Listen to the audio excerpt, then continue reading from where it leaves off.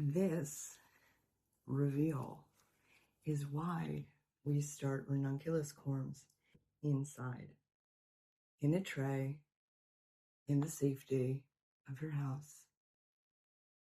And you're going to come with me as we decide where to put them in the garden. I'm going to give you a garden tour and so much more. A little smorgasbord of transplants of the world with your host, Samantha Bremekamp. Get excited, it's going to be delicious and garden-tastic. Don't let your eyes deceive you. This is not some weird calamari situation. These little worms are what beautiful ranunculus flowers come out of. They look like teeny tiny dahlia tubers or little calamari baby octopi. And the trick with these is we're going to put them in here, we're going to add water, and we're going to let them soak for about 3 hours before we plant them. Just enough of a layer to have them submerged. They already look happier, just like we did with some of the seeds to let them plump up a little bit, give them a head start before we plant them. The ranunculus are beautiful spring flowers and a staple for any modern gardener. So, highly recommend it. Cold weather approving. Gorgeous addition to your garden. So now I'm taking the plump ranunculus corms and I'm doing the method where you start them on a tray of dirt inside. When I plant them outside, when they're ready and they've sprouted, I won't put them as close together, but this is just get them started, wake them up so they sprout and so they bloom sooner once I put them outside without them having to fight our interesting climate. But got this great tray. Oops, sorry. Got this great tray. Not the dollar store, of course, kind of for having everybody over for a birthday. And I use it for so many things. And yes, I clean it after I use it for things like this, obviously. Pretty sure. Can't really remember. They're so funny. Like, I think this is probably definitely 2. But I don't want to separate them because I don't want to break off their corm. So for now, I'll put them together.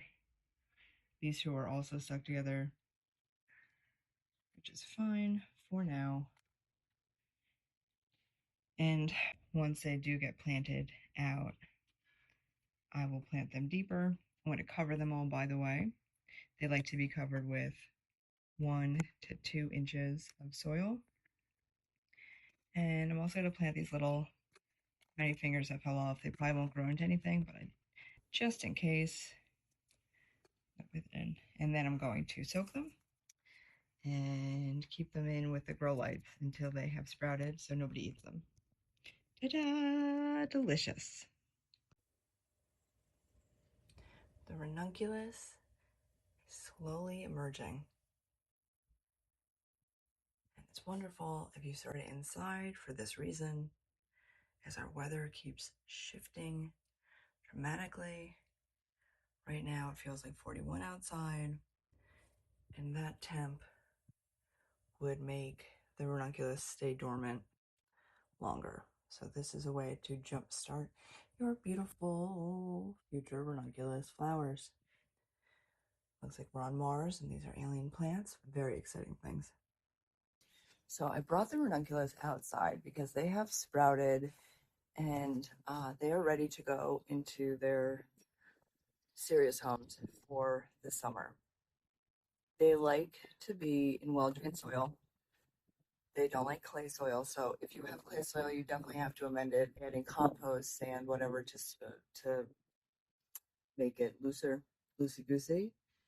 And they like to be planted 2 inches deep.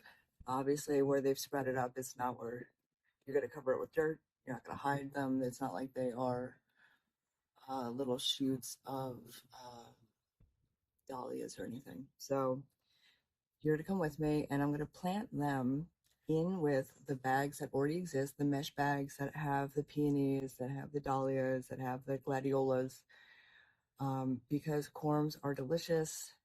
Ranunculus corms especially are loved by bunnies, and as I warned you before, there's an adorable bunny couple that is nesting somewhere in my yard, probably in my deck, might be in the guest bedroom, I don't know, but it's going to be wild, so I'm trying to protect them at all costs, and I'm going to spread them around the garden. So you're going to come with me, I'm going to show you how it's done, and then you're going to do it. Ta-da! So easy. Oh, hey, we're down in the garden. You see the mesh bags, and that is where the ranunculus are going to go. Notice I'm in play clothes because it's going to get messy. You're not going to see my face, but just concentrate on these. First, we're going to pinch out the corm. That's really happy. Look at those roots. This makes me so happy. This is why you pre-sprout it. You give it a really good shot to establish while controlling their environment before they graduate to being moved outside.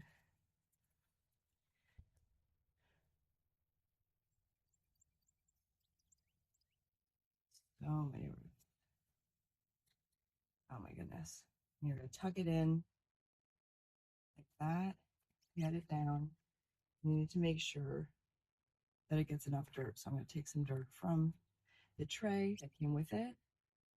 And I'm going to make sure that all of the roots are buried. So good. Okay. Pat it down, pat it around. Wish it good luck. It has all the luck. And if you're wondering why I have the bag sticking up like that, it's to continue to keep the little critters away, like the chipmunks. And also, we're going to be mulching. We'll be doing that later today. So it's going to get completely covered with the safety of mulch, like a blanket, to ensure that nobody gets eaten. Ta-da! And that, my friends, is how you do it. Beautiful day for gardening, and I just wanted to share this update for everybody who's wondering, do these mesh bags work? Will it allow it for roots to still come out? I think we have our answer, and the shoots have started, so now I'm going to find spots for them across all the flower beds, and I'm just going to plop them in just like this. I used some of the tomato wiring to sew through to cinch it, just so nobody can snatch them from the open top. And I'm really happy I did it this way. I think it's gonna make a huge difference. So stick with me, kid. Garden update. Oh, you hear the birds, they sound amazing. Just wanted to show we have dahlias, we have gladiolas. So far, nobody has been eaten. I've added little cosmos, different varieties of sunflowers that I spoke about in previous episodes. The hollyhock returned from last year. And now we just kind of sit back and wait, which is really exciting. Give you a little update. We have all of the sugar snaps looking really good. I have the tomatoes prepping. It is super important to make sure that your plants that you've grown from seed inside harden off, which a reminder for that means they get exposed to sunlight a little bit more each day over the course of a couple weeks, just so you don't plant them outside and they burn, because that would be so depressing. And now I'll take you to this tour. Oh, so many beautiful things. We have gorgeous irises that my friend Ruth gave us from her garden, which is, there's just something so enchanting and magical about being able to walk around your own garden and have things in it shared by loved ones that will remind you of them. Sharing something from your garden to somebody else's garden really transforms the garden into something so much more. It's like a hug. But we have some other of the perennials that are coming back, which is great, and some new friends that are going to pop up. Put on your sunglasses though, because we're about to go into the sun.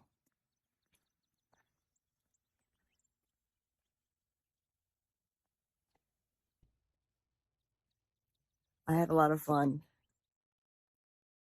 with hens and chicks, which are a type of succulent. And for whatever reason, there's a huge patch of them on the ground, which makes no sense because they'll get stepped on. It's not like it's in a wall. So I've fixed that. I've put new dirt, and I'll show you how to do that, and added to the already existing ones, which is just really fun. They're super low maintenance. I added a little bit of new soil to the cracks in the wall because there wasn't soil in those spots, and just easily put them in, and they are so happy there. And that's really it with hens and chicks and succulents, but so fun. Thank you so much for joining me on the ground. I know it's not exactly comfortable, but it's the best view in the house if you want to learn how to take succulents from one spot and easily move them somewhere else.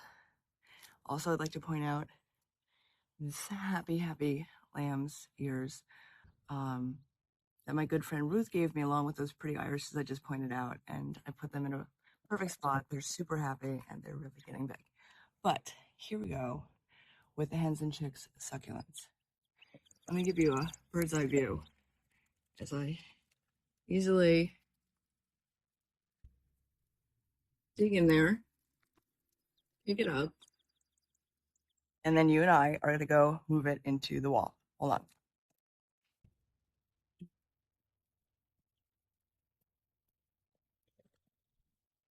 Doesn't have to be a dramatic fool for you. You don't have to lay on the ground. I think it adds a little something to it. So I've prepped the wall. I've added great new soil. And now I'm just deciding. I see a spot. Okay. Notice the soil. That's new. I've put it in. And you see the roots. So you're just going to kind of stick it down into the dirt like that. Okay. That's it. The end. As they just adjust to their new location, I will give them a little bit of water just so their roots reestablish in the new spot. But speaking of reestablishing, let's check on the peonies that you helped me relocate. You'll be amazed.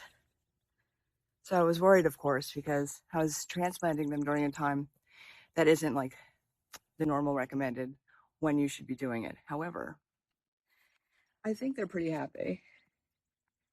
These are all of them. And they look great. And these are the gladiolas. Those mesh bags really seem to be working, which is awesome. And now let's check the other side. Today we'll be getting mulch. You see all the different things. Went to Black Creek for some of the things. Grew everything else. It's really fun to see peonies that I planted last year that didn't grow at all. So I kind of thought the plant wasn't viable. But it turns out, as I've mentioned, peonies sometimes need like a year to adjust. And then they establish and pop up. So they look super happy. Our first sea holly's finally coming up. Of course, we have dahlias. And I have separated a bunch of the gladiola into the other mesh bags to keep the critters at bay. But let me show you the tour now. You'll see my shadow. And then in a couple weeks, you'll see how it has magically come together.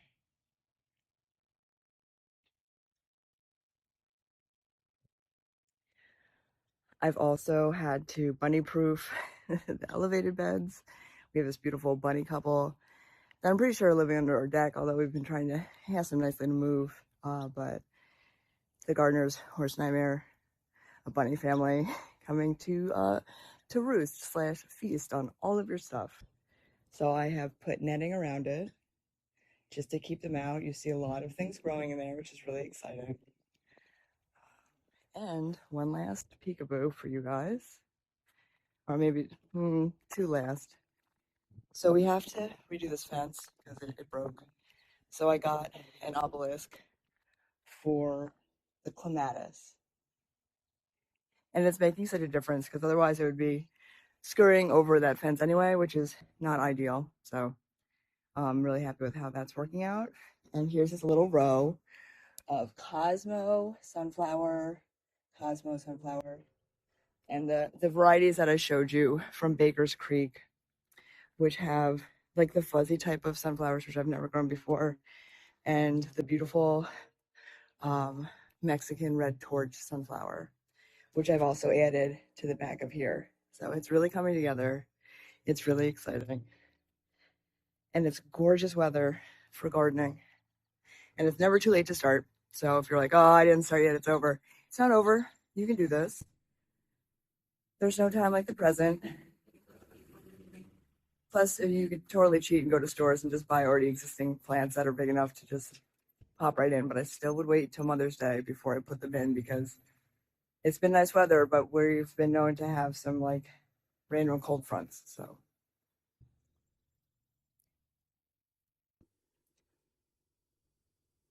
for those who want to make the icing to go with a cinnamon bun focaccia bread, if you do not save the other icing from pre-made stuff, this is how we do it. First, we start with 2 cups of confectioner's sugar. So just 2 cups.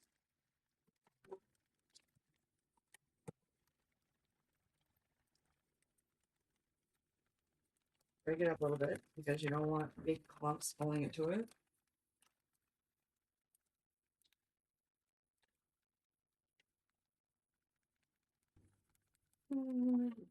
One with some clumps that I will manually beat out. And 2. Okay, if it's a little bit more, make a little bit more icing, we're gonna be okay. We're all gonna be okay. I've melted 2 tablespoons of butter, base butter.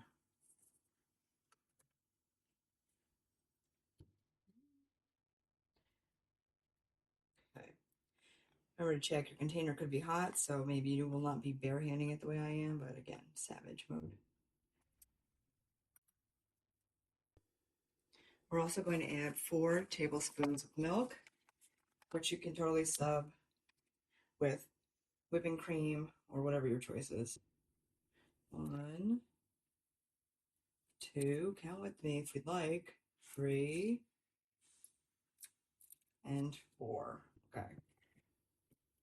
I'm going to do 2 teaspoons of vanilla extract. And that's literally it. 4 ingredients. 1 and 2. Made a mess, so you know that you're having a good time. Now you're going to mix it together. I'm going to use a whisk. You could use a powered mixer, standing mixer, hand mixer, whatever. I don't really need to. I don't feel the need to, but it's just me and my stubbornness. So you do you. But you can see it's like already starting to look like it. All right. Secretly eat this / switch to a whisk. Feel free to make my whisk joke if you'd like. I'm going to use this smaller size one. And we're going to whisk it real good. Baby,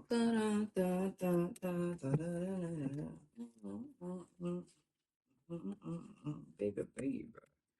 Baby, baby. Okay.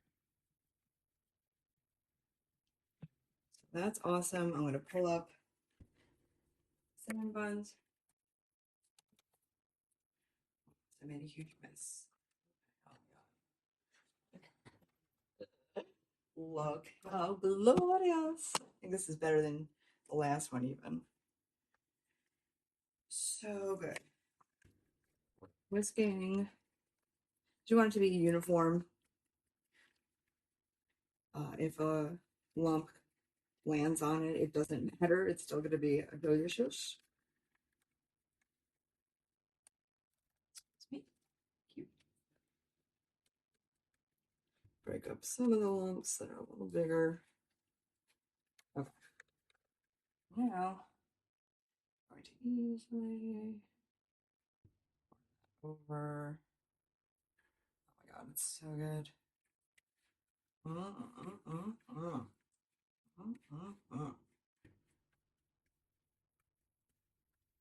And that's it. It's 4 ingredients. It's under 5 minutes.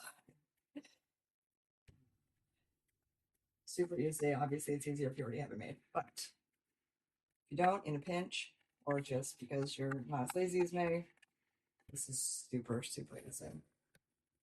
A little thick over here. That's going to be delicious. Boom. That's it. Gorgeous. Came out even better than this week's episode. Super pumped for you guys to try it. Delicious, perfection, amazing, gooey, yum, scrunch. If you find yourself in the same predicament that I am in which too many of my seeds have taken and I do not like thinning them out unless there's some obvious ones that are just not going to make it. So then I end up having too many plants. I don't have enough space. So what do? Here's an idea. Using those fun party cups, I've put in trios and such of like tomato plants, basil, parsley, lettuce, and I'm going to use them as party favors so that everybody gets to take home a little garden with them. There's also a lot of town-wide like yard sales or garage sales, so like that's not a bad idea. If you have excess stuff and you're around for that, you could totally sell them. $1, $3, depending on like, you know, how established they are. Or they can make really great gifts. So if you have people coming over for a barbecue or you're going to someone's house for a really fun charcuterie party on Friday, which we just did and it was delicious and amazing. That's a really fun hostess gift, as long as you know they like gardening, because otherwise, again, you're bringing your plants somewhere to die, and that's just not what they should be doing. But that's why we keep having party cups, because there's always a party to be had and shared responsibly. That's my favorite way to party these days. So I had the misfortune of discovering a plant had a fungal disease. So the important thing was digging it up, getting it out of the spot, getting a liquid that treats it so that you're able to plant other things, and making sure to collect the leaves. I've added new soil, I've treated it, but I'm still going to let it sit for a while before I add anything, because too many plants are super susceptible. And I'd like to plant a beautiful knockout rose that was given to me by a neighbor, which is really fun because she was weeding out hers. But in order for that one to have a really good survival, I need to make sure that none of the fungal disease is left.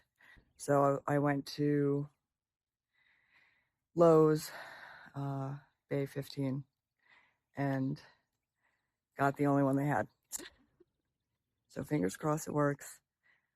And there are some things that are not susceptible, but those are mostly like different types of herbs and things. And this space gets such good sun, and it needs to be where like the roses go.